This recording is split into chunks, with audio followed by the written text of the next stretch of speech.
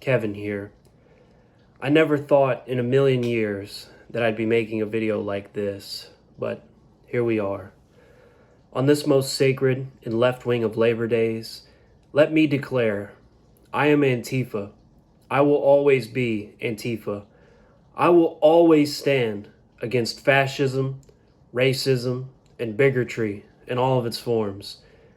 But it's clear to me by now that the Democratic Party of these United States has become the biggest fascist organization in the world.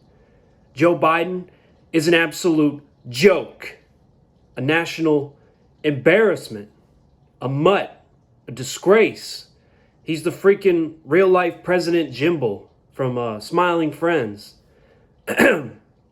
Smiling Friends, only on Adult Swim, Sundays at midnight. Anyway, I can't believe I'm saying this, but voting for Trump is now on the table. Biden has been an absolute disaster for the Palestinian queer race. Not to mention, he literally put little black girls on separate school buses and made them ride to school in the back of them, even if the front seats were unoccupied. Those little girls' names, Kamala Harris, or Kamabla, as my new guy Drumpf likes to say. Now, President Joe Biden, or Sleepy Joe, as my new guy Drumpf likes to say, has literally been napping on the beach for 17 days straight at the time of the publishing of this video. Based on his performance, no wonder they switched him out with Kamabla as the nominee in a last-second backroom DNC deal that the American public had no say or vote in. No, wait, what party did that again? The Republicans did that? No, it was the Democratic Party.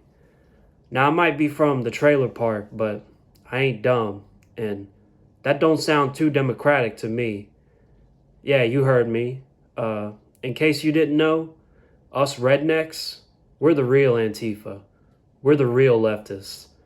I got about 6 cousins that would fight a cop, and if any of them saw a poor, struggling, single mother of color stealing at the local Walmart, you can bet your A word they just look the other way. And, I mean, what else can I say here? Drumpf is actually, he's actually kind of woke when you actually look into his policy positions. I mean, he's from New York City and all that. And I don't know, I think I'm just kind of falling under his spell or something. I mean, I just watched these clips where, you know, the whole UFC crowd is cheering for him and all the fighters are coming up and shaking his hand and giving him props on the microphone. I want to be a part of it. I want to be a part of the new GigaChat American movement there. Now that I finally got a job as a cashier at the local Winn-Dixie here, you know, I've been paying taxes and whatnot, FICA and FUTA. They really should rename that last one. I'm just starting to think that this whole communism thing, it might have been a mistake. I'm supposed to foot the bill for a bunch of bums and lowlifes when I'm breaking my back all day in the wage mines, you know, standing for 10 hours a day in my cage, fingers blistering, typing up all these barcodes and whatnot, you know. I mean, at this point, maybe I should just try to move on with my life or something, you know, head north, find work. Change my name to Jim Steele. I don't know, man. It's like the older I get, the less stupid I become.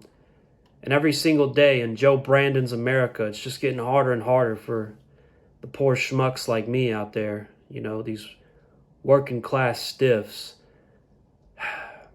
It's just getting harder and harder every day to keep being a polyamorous tanky. But no matter what, I know that I will never stop fighting for the queer state of Palestine. Anyway, that's about the gist of it. Yeah, just a short little blurb here to end out this week's message. I am Antifa, and I am voting for Trump.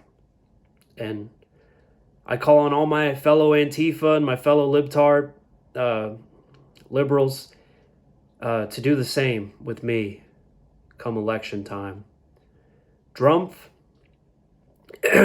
excuse me, Trump is our guy now, and we need to give him the nuclear codes. Donald J. Trump for president. It really is that simple. So yeah, BG Kumbi out. Kevin, peace in the Middle East.